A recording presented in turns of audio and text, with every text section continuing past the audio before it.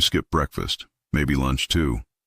You tell yourself it's fine, maybe even healthy. But inside your body, the moment you skip that meal, a chain reaction begins. And most people have no idea what it actually does to them. Today, we're going to go inside the human body, hour by hour, day by day, and show you exactly what meal skipping does to your metabolism. The answer will surprise you, and it might permanently change the way you think about food. Here's the first thing nobody tells you. Skipping meals does not automatically mean you burn more fat. In fact, under certain conditions, your body can actually start storing more fat, not less, as a direct response to meal skipping.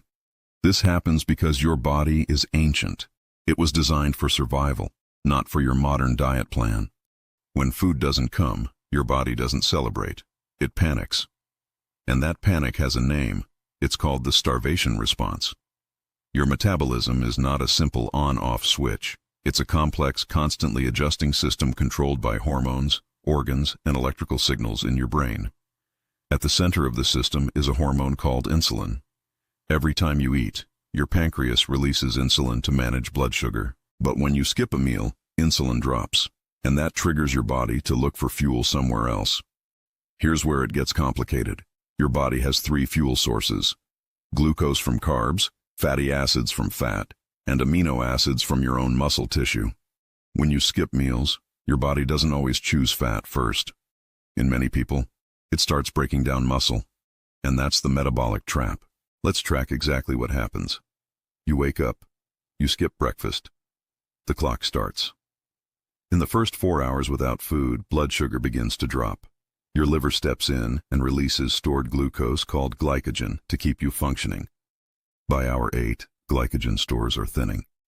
Your body starts releasing cortisol, the stress hormone, to find more fuel. Cortisol is not your friend in this context.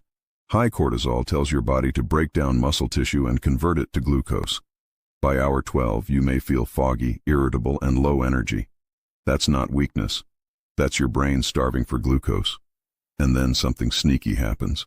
When you finally eat after skipping, your body overcompensates. Insulin spikes hard, and whatever you eat now, it's more likely to be stored as fat. Now imagine doing this every single day for a week. This is where things get serious. After 7 days of regularly skipping meals, your resting metabolic rate, the speed at which your body burns calories at rest, begins to slow down. Your thyroid gland, the master controller of your metabolism, starts pulling back. It senses scarcity and hits the brakes. This is called adaptive thermogenesis. Your body literally becomes more efficient at surviving on less, which sounds good, until you realize it means you burn fewer calories doing the same activities. Your hunger hormones also shift dramatically. Ghrelin, the hunger hormone, surges to record levels, and leptin, the hormone that tells you you're full, drops. You're now biologically wired to overeat the next chance you get. By day 14, the effects compound. Your muscle mass has measurably decreased in many people, even without exercising less. Less muscle means a slower metabolism long term. Because muscle tissue is metabolically expensive, it burns calories even when you're doing nothing. People also report disrupted sleep by week 2. Here's why. Your blood sugar instability affects melatonin production and keeps cortisol elevated at night. Poor sleep then creates a vicious cycle, because sleep deprivation is one of the most powerful drivers of metabolic dysfunction known to science. 30 days in, and the picture becomes very clear. For most people, chronic meal skipping has not produced the results they hoped for. Studies show that people who chronically skip meals often end up consuming more total calories over the course of a day, not fewer. The metabolism has adapted to uncertainty. It now holds on to every calorie it gets, because it has learned it cannot trust the food supply. Some people also develop what researchers call metabolic inflexibility. The body loses its ability to efficiently switch between burning fat and burning glucose.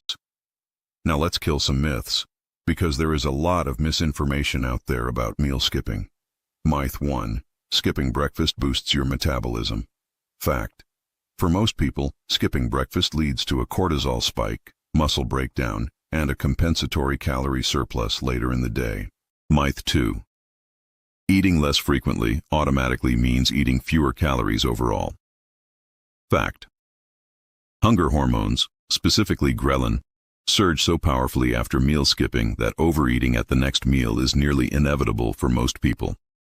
Myth 3. Intermittent fasting and meal skipping are the same thing.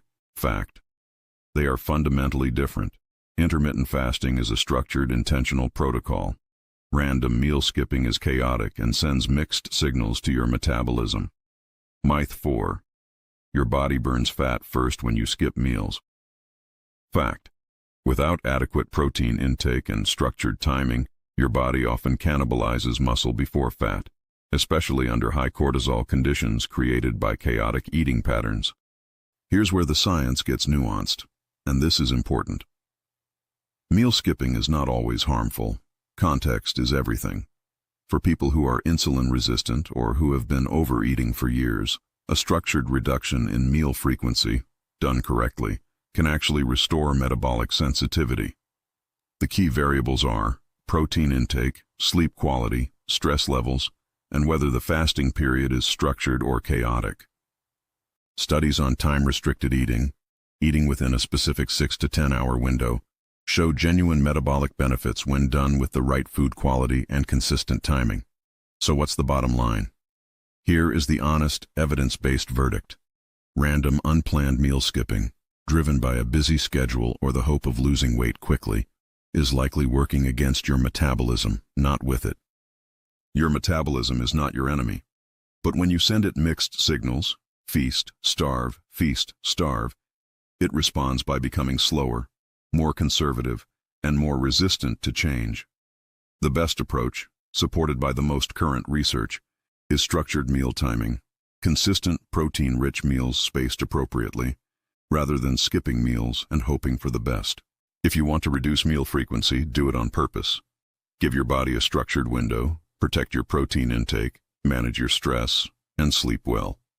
Your metabolism responds to patterns. Give it a pattern worth trusting, and it will reward you with energy, body composition, and long-term health you actually want. If this video changed the way you think about food, drop a comment below and tell us, are you a meal skipper? Let's talk about it.